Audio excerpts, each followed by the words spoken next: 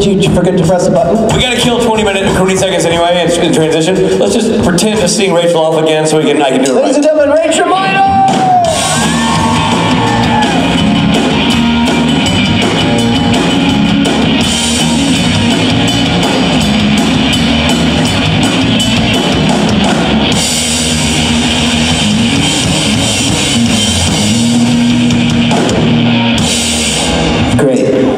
I feel better about that. Good. This is why you guys have an actual trained bass player. He does things like turn on the volume. And I have to do this, by the way, because Mike's mic stand blows. So I don't know. This is it. I mean, this is what I get. We put in a letter to management. We're going to try to get that fixed. Does Boha bring his own? Because I don't remember him having this problem. Boha's a robot, so he does robots. He's programmed not to complain. I don't complain. I like everything. All good with me. Rich, have you checked out the presents underneath that tree? No, what's under the tree, Robbie? Lots of boxes. Boxes? Yeah. Boxes will open later? Yeah. Addressed to you and me? Yeah. And inside is a whole bunch of air. I am a robot, I don't complain, I like air. There you go. Now you're getting it. I am excited to get air for Christmas. There you go. Please, please, please, Santa, bring me some air. How do you think we're reset now? I think we're good to go. We're good for the television audience at home? Should we do it? I'm ready to do it. Are you ready to do it? Let's do it, buddy. You guys, this next person has lots to say about her. She's from Florida. She plays my sister on television. And Rich has a abnormally large crush on her. There's nothing abnormal about the crush I have on this woman. Please give it up for Miss Emily Swallow!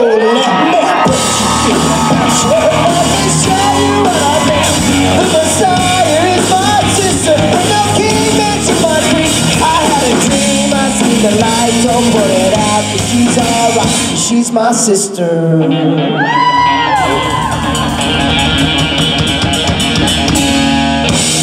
Thanks, guys. Hi. Hi. How's it going? Good. How was your tour yesterday? This is my place. That's your hometown. That's where I done growed up. Did you grow up in Jacksonville proper? Yeah. Wow. We could, like, if we swam for a while, we could swim over to my parents' house. I'm not that strong of a swimmer. Yeah. Can we take a boat? Yeah. It's super cold. Anyone out there have a boat? Can we just drive? It's cold outside, and do we have to take the water? I mean, geez, this is no fun. Way to ruin it, Robbie. All I want to do is get in the river and swim, and you're... Killer dreams, Bubba. Whatever. So your parents live on an island outside of Jacksonville. Yeah. I have another brother, like a real brother. Can't believe you said that, Robbie. Who really likes it when I say that my brother is God. That's cool. Sounds like he's jelly, Robbie. Hashtag jelly. And where does your brother live? He lives here. Cool. Yeah. He's not here right now, though. He's at work. Is he coming this weekend? Yeah. I think he's going to come. I want to meet your brother. Clash of the brothers, Bubba. What'd you say? Him and I will have to take a picture. Yeah. I've met your brother. I know. You know what happens when it's your hometown, Robbie? You know what happens when you're in this convention circuit and it's your hometown? It becomes, suddenly the whole con becomes about you. Yeah. So this isn't, ladies and gentlemen, this is not Jack's Con. How is that different from any other con? You're not wrong, except for we changed the title. It's not Jack's Con, it's M-Con. M-Con. Ladies and gentlemen, welcome to M-Con. Emily Swallow, everybody. Thank you, gentlemen. I hear we're doing a Stage It thing, so I'm supposed to say hi to the people that I can't see. Hi, Stage It people. Okay, that's done. But you guys are here! And I'm so excited to be here. I had to miss out last year. And so this is my first time getting to do the convention in my town. How many of you guys are from Jacksonville? Jacksonville! Duval! Well, I'm very excited to be here. I'm very excited to see what this weekend has in store. Who out there was on our tour yesterday? Yay! Hi, guys. Did everyone already eat their candy?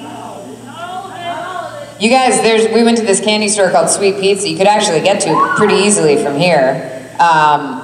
Delicious. We also went to a bookstore where we learned, and this was one of the themes of the day, all the erotica must stay up front in full view of the desk. Even if you buy it, you're not allowed to take it elsewhere in the store. So Don't get any ideas. Sounds like there's something happened and they need to make that it's rule. it's so fun. It's also the first time I've done a convention, I guess, in December. It's kind of fun to be holiday-y. So, yay, Santa's gonna come.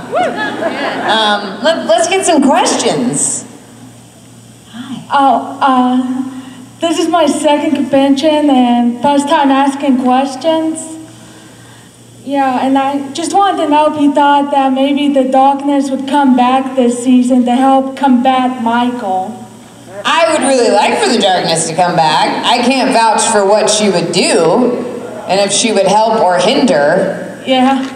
What do you think? I think maybe she would help. I like that. Yeah. I mean, because she spent so much time just not helping anybody at all. She definitely got in the way of a few people being happy and healthy and alive, to be honest. So I like that very much. Okay. Thanks for the question. Now all we have to do is get your question and my answer to translate into reality, which I'm sure is going to be so simple. And then I'll see you guys on the show. Hi! That was loud, sorry. I forget, this is like still day number 1, and everyone's kind of waking up. You're trying to pace yourselves, you need a lot of energy to get through the weekend. I'll try not to shout anymore.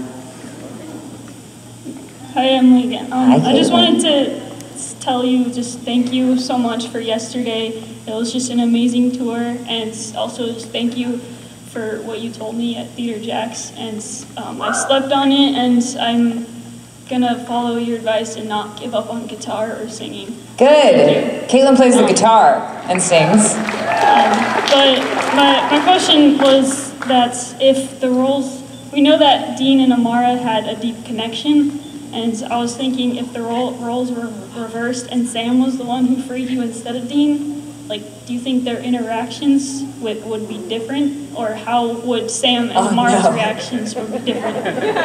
I feel like this is a trick question. There's no right way to answer this. I mean, without any disrespect to Dean, I feel like Sam is also appealing, to say the least. And I mean, I always told people, like, it was just sort of unfortunate for Amara because she was, let's not forget, she was locked up in some box, hole, I don't know, for all eternity, which is what I like to remind people when they're like, why was she so angry? And then she gets out, and the first person that she sees, the first, you know, she knows that there's these mortal creatures that her brother has created, and the first one that she sees is Dean, which kind of ruins it for like everyone else in the world. And so if that first person had been Sam, I mean, I think, what if it had just been both of them together? Is that an option? I've read that. Right? I mean, who doesn't want to be in that sandwich? Yeah, I think that I definitely think she would have helped out Sam had he been the one to free her. And I don't know. I like to think if she did come back, that they could all just be pals and hang out and talk and stuff. And she will help them in any way that she can. Thanks for that question. I love you too. Do we have people on the, oh, we do have the other side. Sorry, when I looked over there before, there was no one there. I wasn't trying to shun you. I wanted to ask if you think the empty will go after the boys, especially Dean, what will be the darkness response to that?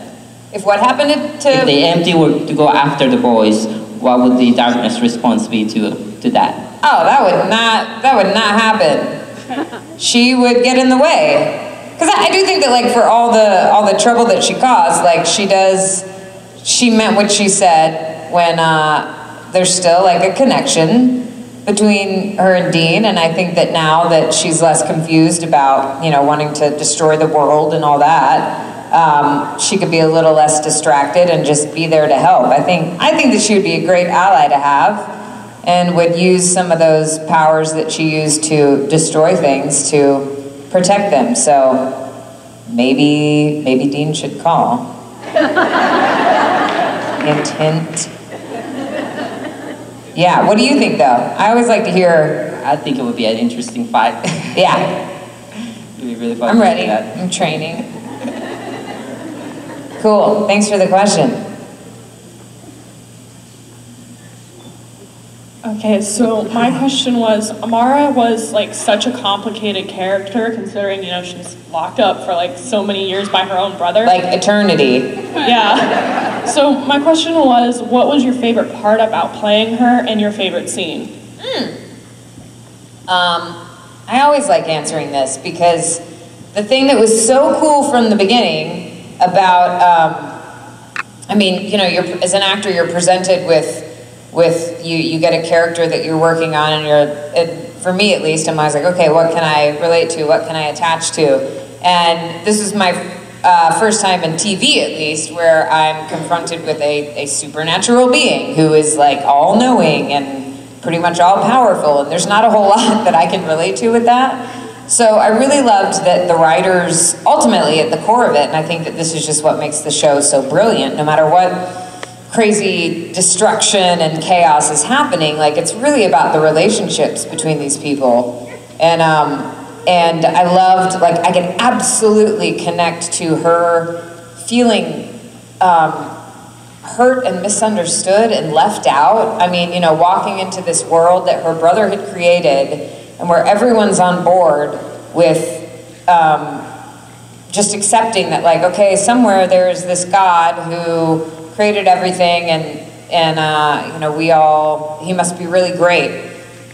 And she knows that had she not been locked up, like she would have had some sort of hand in creating. And so on the very simplest level, like I really connected to her feelings of, but what about me? Like why, no one wants to give me a chance to talk. No one wants to give me a chance to be heard. I mean, I think that so much of her frustration came from just not feeling like she could be heard, and so it would come out in these really destructive ways.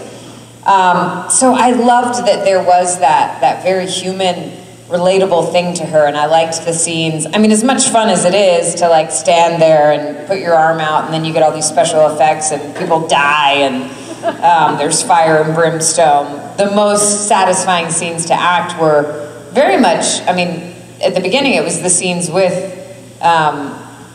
Dean, and not for all the obvious reasons you might think, although those weren't bad, but because those were the moments where like I could just talk, and there was something about that connection where it felt like he wanted to hear her, like as complicated as that relationship was and them trying to understand each other, he was like the one person who actually gave her a chance to try to explain herself. And so it was always a relief to me with everything that was going on, because like the rest of the time I would have like fans blowing on me, and you know, I'm holding out my arm pretending that something cool is happening and just really hoping that it looks good when they do the special effects because I feel like an idiot. So it was nice to have and then it was so satisfying in that second to last episode to finally get to talk with Chuck and to finally let out all of that hurt and that anger and that confusion that the one being that she wanted a relationship with, like, just was ignoring her. I mean, I think it was so heartbreaking. So getting that was probably the most satisfying scene to get to because of everything that had led up to it. And then there was one scene kind of early on where I may or may not have gotten to kiss Dean, and that was okay too. It was fine.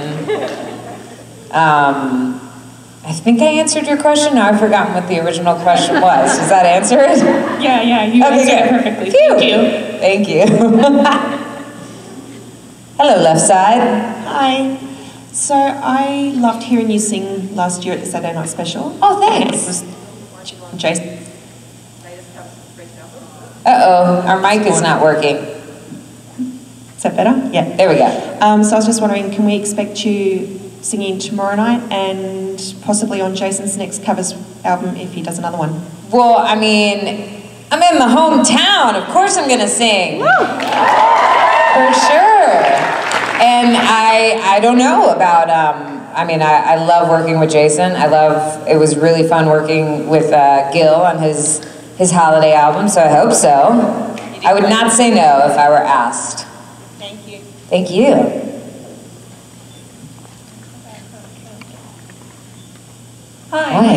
Hi, my name is Ann, and I have a question about your character arc, because your character had such an amazing arc, and I'm just wondering, how much did you know ahead of time, or did you just learn everything in the script? Like, what was that like for you to go through that wonderful arc? Oh, yeah. We were actually just talking about this on the tour yesterday. They were asking me about auditioning for Amara and what I knew going into it. And I knew very little. I knew that she was some very powerful being who was really ticked off about something, some wrong that had happened, and that she could do good, but probably wouldn't. Like, it was just so vague, like the description that I got. And then I was telling my friends on my tour that my audition scenes, and this very often happens, like you'll audition for something, and with a show where the secrets are important. They don't want you to know what's actually going on, so they'll give you like fake characters that you're auditioning, that you're doing these scenes with. So it was like Rodney and Larry, I think, were the people in my scenes who I knew enough about the show to deduce that it was probably Sam and Dean, but I knew that there was like a physical attraction with one of them, and that she was really powerful and was probably going to do a lot of damage. And then slowly they started telling me more, because I think too, they weren't trying to just be secretive with me. They weren't quite sure, you know, what they wanted to do with the arc, because they knew they told me a few episodes in that I was God's sister, but they didn't, I think at that point they hadn't yet finalized that Chuck was God. So I was so excited when I found that out, because I like that Rob Benedict guy. And then I didn't know for a long time if I was going to be destroyed, if they were going to conquer me, or if, you know, I would see the error of my ways and we'd all be friends and live happily ever after. So it kind of came out, it's really a journey of faith when you're doing a whole season of something, because you really don't know at the beginning where it's going to go. And it was kind of fun every time I got a new script to have another piece of the puzzle and to see like where this character was going. And sometimes I'd be like, oh cool, she's finally learning this lesson. And sometimes I'd be like, oh man, I can't believe she's still smiting and just getting real angry. But yeah, it was mostly revealed as we went along, which is fun too, because then you just don't have to try to worry about too much of it at the beginning. You really just like, you're in the moment and you fully embrace whatever is happening in that episode. I mean, I remember when Ruth and I got to shoot together, first of all, we were just so excited because it's very rare to have like two women in a scene together without any other guys. And just the potential for the chemistry between those two characters was so exciting.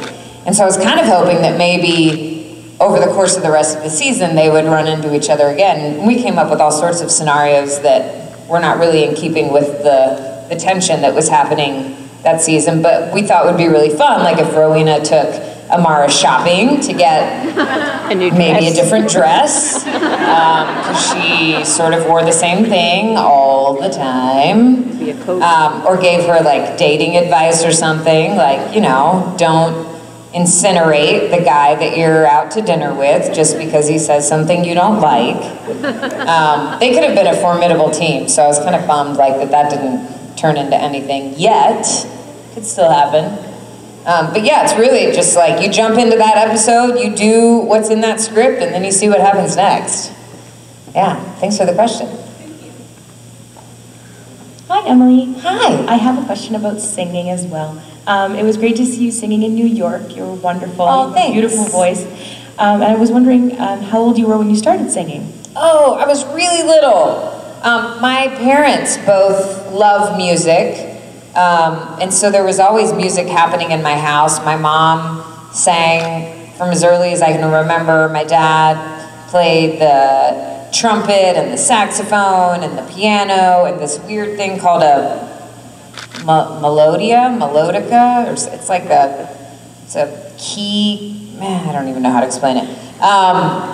But my very first singing, I guess, was in the children's choir at church, and we would always do like the Christmas cantatas, and I remember a song, it's weird the things you remember. I remember a song called Good Things Come in Little Packages. Good things come in little packages, yes indeed. Why do I remember that? I don't know. So that, I mean, I have sung as early as I can remember. And then my cousins, who also still live in Jacksonville, they were older than me, and so of course I wanted to be exactly like them and do everything they did. And we would make music videos back when it was like the big VHS video cameras. We'd make music videos and we'd make commercials. We were the Three Casinos, because the Three Amigos movie was out at the time and that was popular. And then there was my like big attempt at trying to make my break into the entertainment industry, because I didn't actually try to do that until after college. I didn't know I wanted to like really pursue acting as a career. But when I was a kid, do you guys remember Star Search? Yeah. Back when Ed McMahon hosted it, I really wanted to be on Star Search, and so I made a video of me singing this Debbie Gibson song, Electric Youth. I recorded it in the rec room of my house. I didn't even have like a karaoke version of the song though. I was just like singing along with Debbie Gibson, and I was wearing like this skirt that had like the different tiers of neon colors, and probably a spiral perm, because I had a spiral perm in middle school. And so I'm singing Electric Youth. My dog is outside the door barking, and I couldn't get her to be quiet. But I recorded that and I sent it in to Ed McMahon, and I'm just gonna assume he never got the tape, because I didn't hear anything, and I'm sure if he'd watched it, I really wish I had a copy of that now. But yeah, music's just always been part of my life, and so, and it's I totally did not expect it to get to be such a huge part of my life with these conventions. It's such a joy, and I love that you guys embrace it so much. The fact that we get to sing and make music together, and that you actually want to come watch it, is so exciting. It's so much fun. I got to go to Rockwood for the first time this year. And so I want to thank you guys for giving us the opportunity to do that, because it just makes me so happy. Thank you. Thank you. Thank you very much. Bye. Hey. Hi. So my question is, what was the Darkness's relationship with Dean? It seemed more complex than just sharing the mark. It seemed more complex than what? Than just sharing the mark. It seemed more in depth. And I was trying to figure out through the season, like what the actual... Yeah, I don't think that it can, I mean, I don't think there's a way to like really pinpoint what it was, which I loved. I loved that both of them were kind of like, what is this? Is this good? Is this bad? There was like a definite connection there. Oh, hi, cute little baby.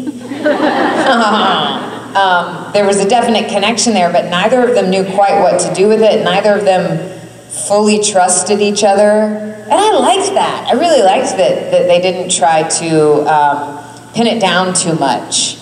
And then, it was really unexpected to me the way everything got resolved in the last episode.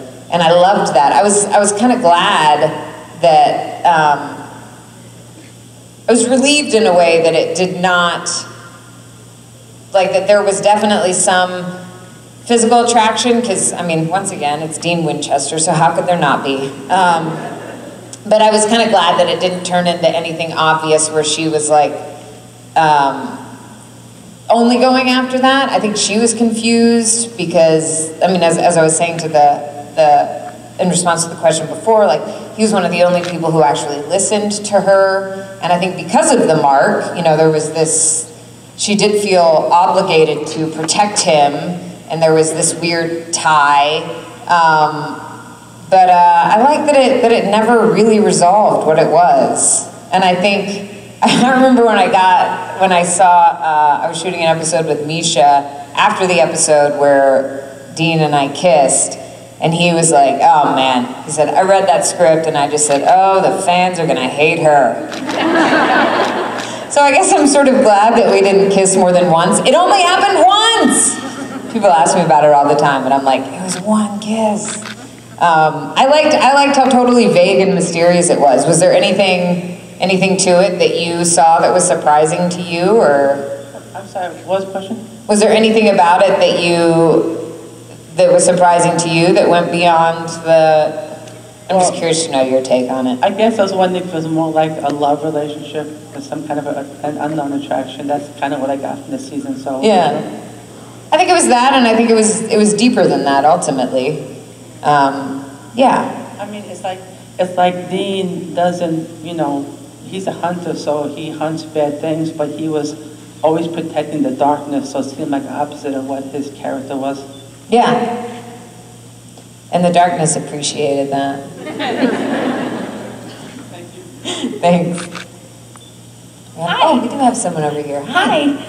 I've been to several of these cons, and this is the first time I came up to talk to someone, so hello. Hi, yay, welcome. What's your name? Erica. Erica? Let's welcome Erica. I have dry mouth. So I grew up in Central Florida, and you know, the fun thing to do there is like go to Disney and go to the beach and stuff. So what is something fun that you did growing up here? Well, I went to Disney a lot. Yeah. I went to Busch Gardens a lot. Wait, where's Busch Gardens? Tampa? It's in I forget, Tampa, yeah. I've actually never been to, right now I'm in New York, but I have lived in LA and kind of go back and forth. I've never been to Disneyland because I always grew up going to Disney World, which I hear is far superior anyway. I used to love going tubing down the Itchituckney. Anybody? Which we always called the Itch Me Touch Me. Yeah, anyone else? I mean, I love, the beaches here are really nice. I'm trying to think what else. It's been so, my whole family still lives here, but I haven't lived here since high school. I just remember driving so much all the time, because Jacksonville is so spread out. And it doesn't feel quite as, I mean, it's still spread out, but there's more stuff in between now, which is very nice. I don't know, somebody was asking me this in my meet and greet this morning too, like what, if some people had the energy to go out after karaoke tonight, where would you go? Somebody from here, shout out some places that are not like completely out at the beach or somewhere far away. My cousin's playing at the landing. Your cousin's playing at the landing? Tonight? Well, there we go. What's your cousin's band?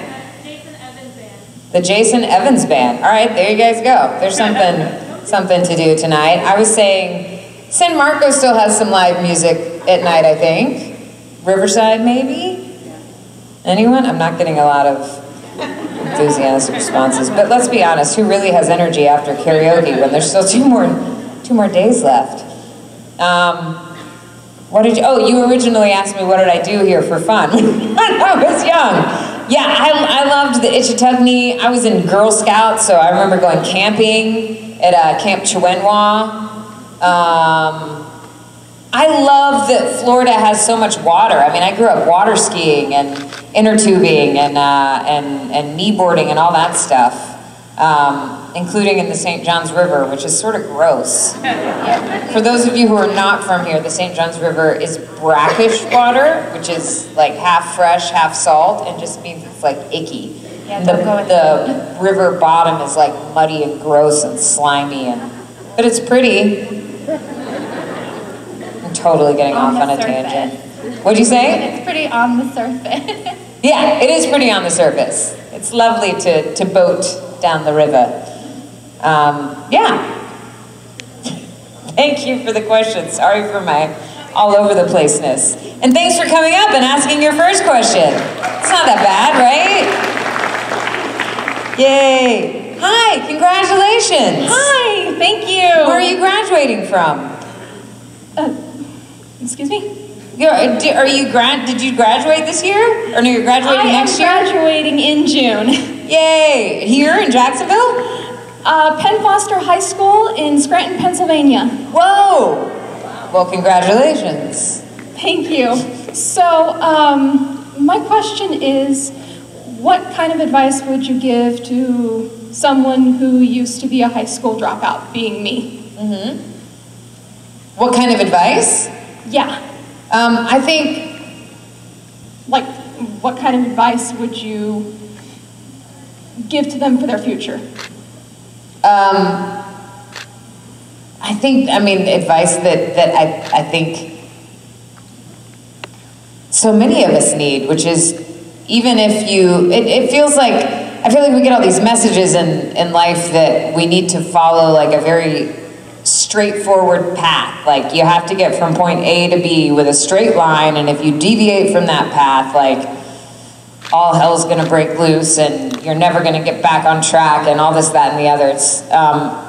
And life is, in my experience at least, not at all like that. There's so many, like, I can see point B, I'm at point A, I think it's gonna be a straight line, and then certain things come up and I get off that path. And I'm so glad for those things that have come up. And so I would say, so you dropped out of high school and now you're graduating? Yes, I dropped out when I was 16 years old and went back when I was 20. Well, congratulations. That's huge. And I think value the fact that like your path was not a straight ahead thing, because it's easy to fall into that trap that if we deviate from that straight ahead thing, then we're doing the wrong thing. But I think that that's when the most interesting stuff happens. I mean, certainly my path to becoming an actor and my path as an actor has not been at all what I thought it would be. My high school drama teacher came and hung out with us on the tour yesterday, and she was talking about how she was always encouraging me to go into acting professionally, and I just didn't, I knew I loved it, but I didn't think it was the thing I was supposed to be doing, so I had to explore some other things first. And I'm so glad for that, because then when I did finally commit to it, I knew that it was what my heart wanted, and I knew that I was willing to have the determination and the commitment to it to stick with it. And I think that sometimes that's necessary. There's so many paths that other people tell us to follow and that they're supposed to take a certain amount of time. And that's just not always the case. So I would say, first of all, congratulations. Thank you. I'm so excited for you that you decided this is what you wanted to do, and just trust all of those experiences that happened in between and keep listening to what you want and trust that. Yeah, I've always wanted to be an actress and direct movies, so that's the main reason I chose to go back to school, is so that I can have the future that I always dreamed of.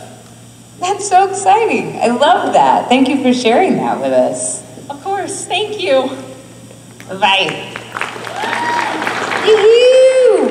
Nobody over there anymore. Hi. We don't have anyone on this side, so you're it. Hi. I was just wondering, what was your most memorable moment on set? Oh man, that's so hard. Most memorable moment on set. There were a lot of really good ones. I like this story because it makes me happy. The episode that I was talking about before, where Rowena and Amara got to meet, Ruth and I just had so much fun shooting it and talking about how ridiculous it all was, because we were shooting this. First of all, these two like really powerful women meet. And we were like, why on earth did they choose this dank, dark, freezing cold, it was like a grain silo or something. We were like, why did we meet here? Why didn't we meet like at the spa? Or like, you know, like in all those episodes of Sex and the City, where they're like at the swanky cocktail bar and they're strategizing and, you know, plotting there. We're in this miserable place. Freezing cold, like the whole crew was in like these really heavy puffer jackets and like wearing hard hats, because apparently there were dangerous things that could fall from the ceiling and hurt you, but the actors did not have anything protective. Just the crew. But Ruth and I decided that we were gonna, there's, as you know, there's a lot of like silliness that happens on this show on set. I'm sure you've heard many stories. And we decided we wanted to be a part of that. And so there was this scene where Rowena is like trying to feel Amara's aura and see like where she's injured and, you know, all that healing stuff. And so we decided that for one of the takes, like, what if she just grabbed my boob, you know, just a little like boop. And we thought that would be kind of silly, and you know, people would laugh and get a little warm, maybe, I don't know. We were all just so cold. And so it's the you know, action. We start the scene normally, and then she does it, and she very gently just gives me a little squeeze, and there's no reaction at all. So we proceed with the rest of the scene until the director, I think it was Phil for that episode, says cut, and they were like, did you see what happened? And they were like, oh, we thought you were just making a choice. So like they were being, which also tells you something about like how unaccustomed that crew was to having two women in a scene alone together. They were like, oh, this is like, I don't know, some female empowerment thing. These two are feeling each other up. We're just gonna be respectful, we're gonna go with it. Great, more power to you. We were like, you guys, it was a joke, it was a prank. And so that was a fun moment. But there's so many. It truly is like one of the most creative and spontaneous and fun and generous groups of actors and crew that I've gotten to work with.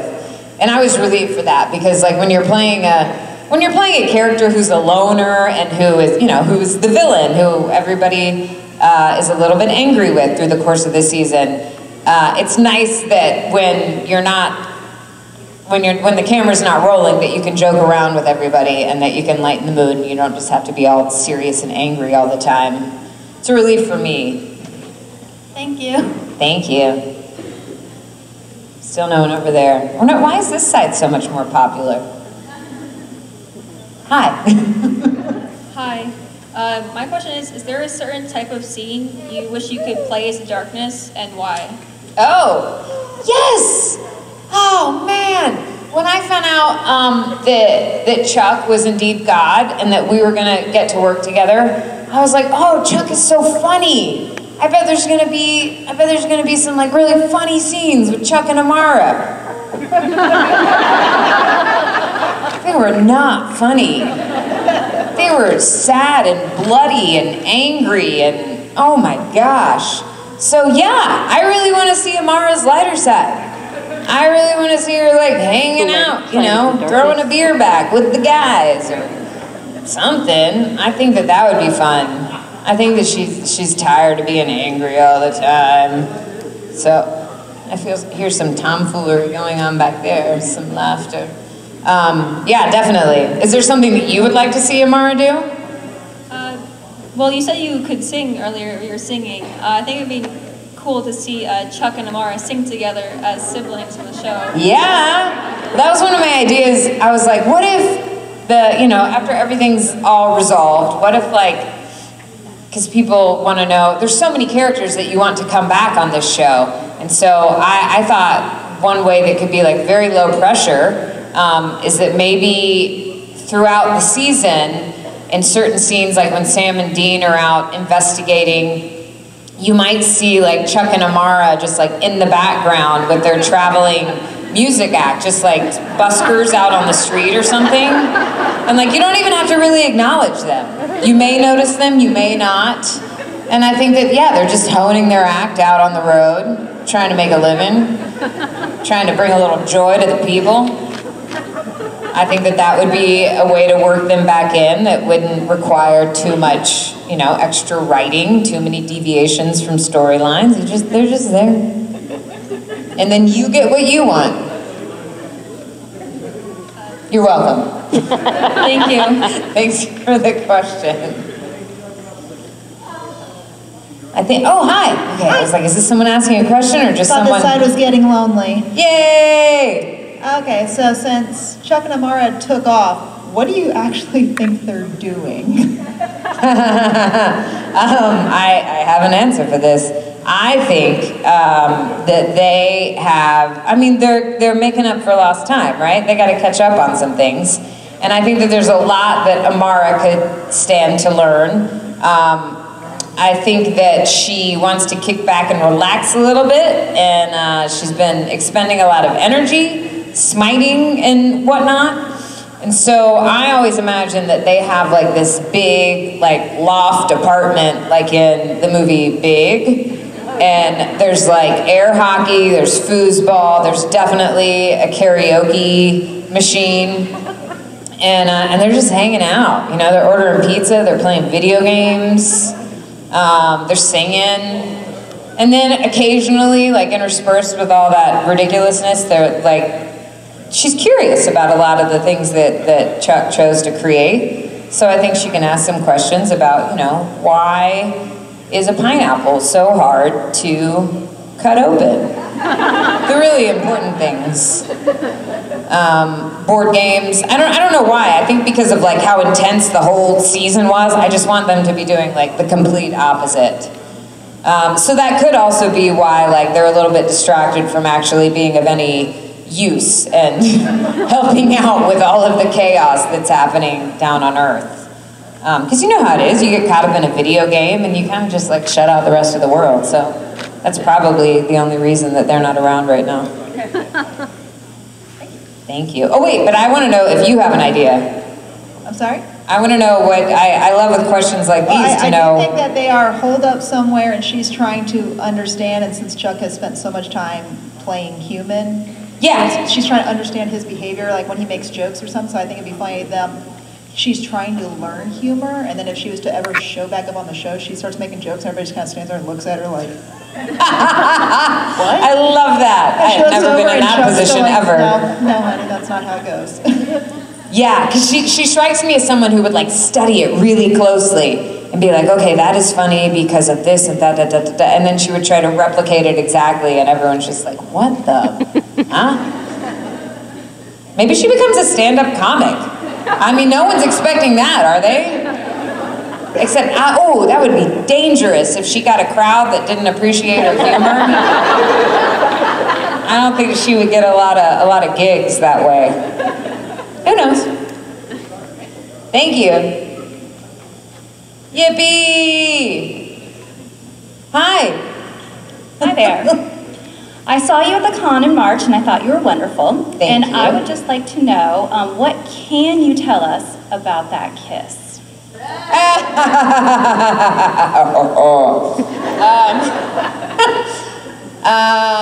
Let's see. I haven't had to answer this question in a while. First of all, it's like shooting that stuff is never as exciting as it looks. You've got, imagine like you're about to kiss somebody that you have a huge crush on, and there's like 50 people standing around staring at you, some of them with cameras, some of them with like microphones. At the time, we were like way out in the countryside in bear country, and so occasionally we would hear, and there were these two people whose sole purpose was to watch out for bears while we're shooting. And so occasionally we would hear like their I guess they had like bear horns or something. Not very romantic at all. But it was a very lovely locale. So when I like to, people ask me what the kiss was like, and I say, I would like all of you to close your eyes for a moment. Forget that you're sitting in a ballroom in Jacksonville, Florida. Imagine a soft, gentle breeze, not one that's gonna mess up your hair, just one that's, you know, a nice caress. And imagine that you're standing opposite this guy who's like yay high, I mean, you know what guy I mean. And then there's maybe like some like puppies running around, and there's like little angels that come out of the sky and they're playing harps, and there's and everything suddenly smells like chocolate. What else? What are some other good things to add? Smells like chocolate. What? Somebody say wine? Yeah. Suddenly you have that like that perfect level of like giddiness from wine without even having to touch it. It just happens. And then you lean in, and then I don't know what happens after that. You guys have to fill in the rest for yourself. But whatever you imagine, that's probably what it was like for me.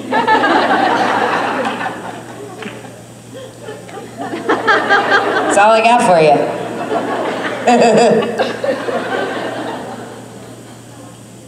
I will tell you that I met, that was actually was that the first episode? No, that was not the first episode I shot.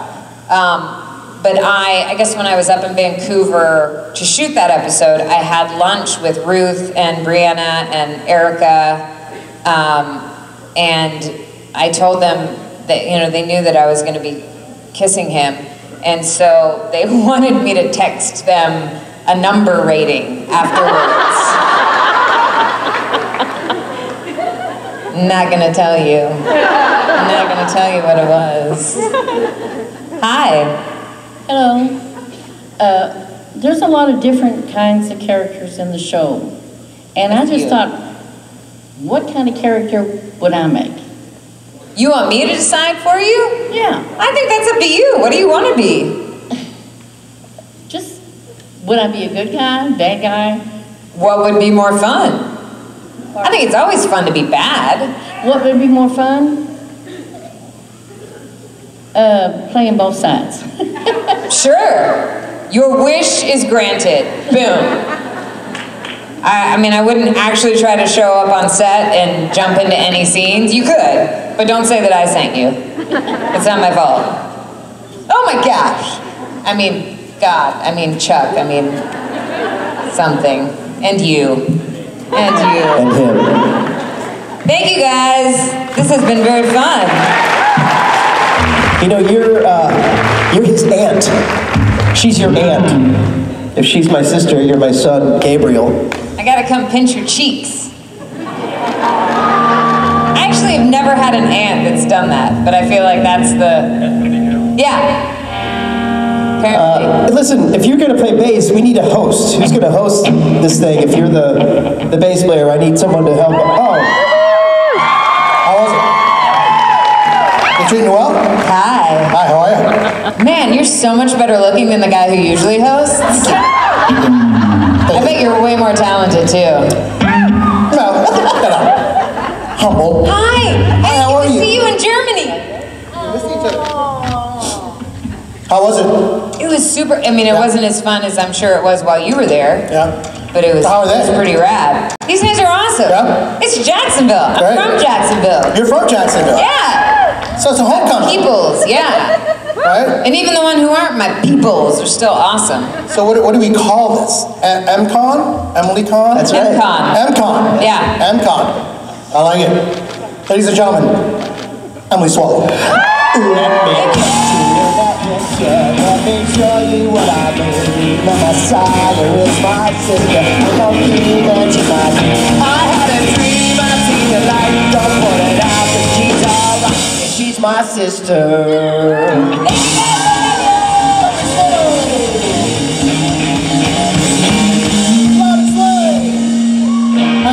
Rich, do you want to do the handing off of the bass? Okay, play me some bass handing off.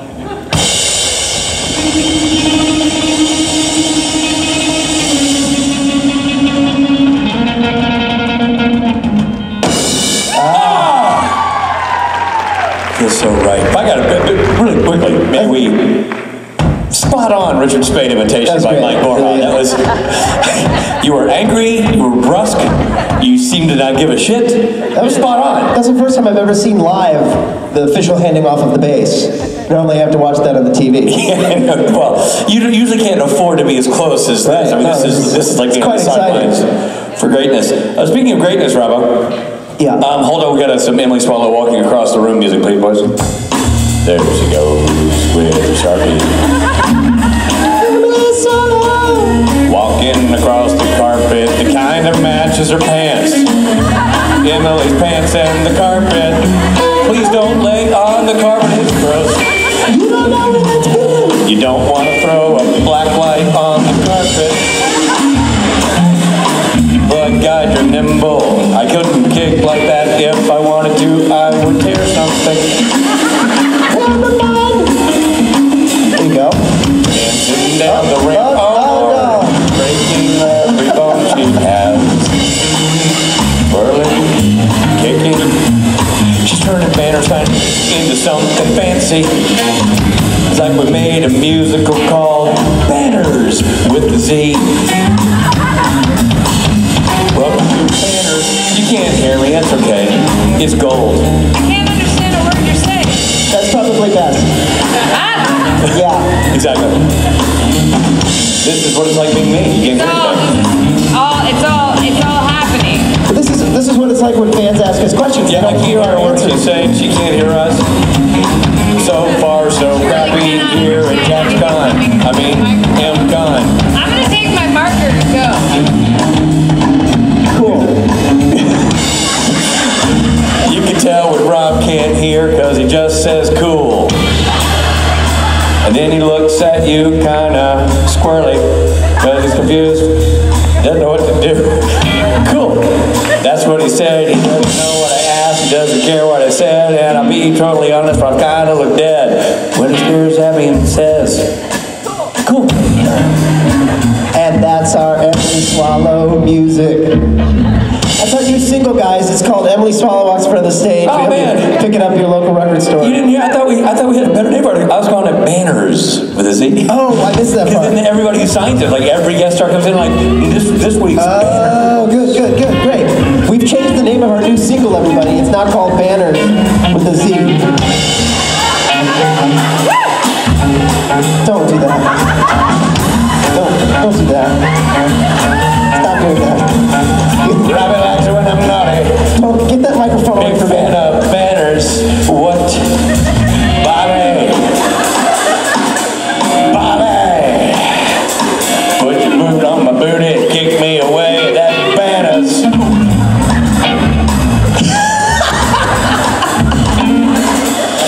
I like your Bob Fosse impersonation.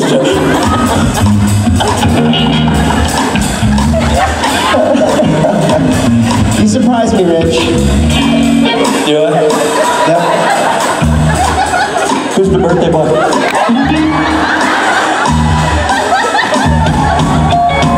Happy gift day, everybody. This is your gift. Let me see if I can back this horse up. Jesus. Come on, Bubba. Get out of the way, guys. Come on, Bubba. Come on, guys. Get out of the way. It's Hail. Our Rich's horse. Banners.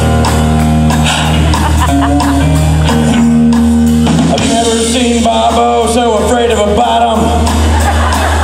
I've never seen him scared, especially bottom. The shrug free like mine. Unlike his bottom, which is packed to the gills with narcotics. And by gills, I mean Gil McKinney. They're all gills narcotics. It's packed with gills narcotics. Robbie's got gills drugs in his beehole. Gil McKinney, give him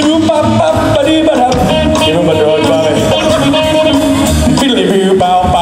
Give me my speed. Hallucinogen. I love that you're out of breath. Opioids. I love that you're out of breath. You haven't moved this much since 1976. I didn't run a marathon, Bobby. Too busy learning how to dance. Gil puts his drugs in your beehole. I don't know why he's not in Florida. He must really trust your beehole. Must be a hell of a receptacle for narcotics. What's crazy is he has me you fly to Florida and then back again. Something about the pressurizing of the drugs in your sphincter makes them taste so... It's an initiation. It's called infusing. If you've ever brined a turkey, you know what I'm talking about. Put the turkey in the bag and put it in the fridge with all the spices and salts and everything, soak it up in there, making the bird so goddamn moist. That's what Rob B. Hole does to the narcotics. You brine and gills pills. You know, when you wrote this bit, I didn't think it would work, but you're right. This thing is killing. Thanks, Lord. We're literally losing people. Hey, God. We're doing you a favor.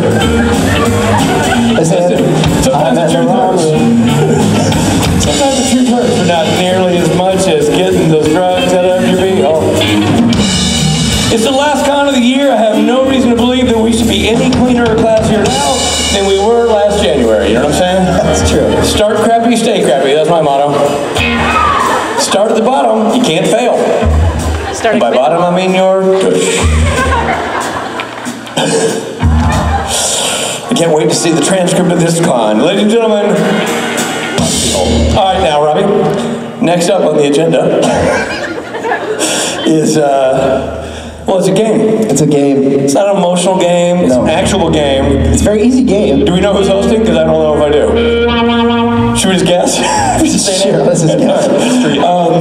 Ladies and gentlemen, it's easy to win this game. There's only two simple answers. You pick one, you go with it, you stick with your gut. What's the game called, Robbie? It's called Yes, No. Oh.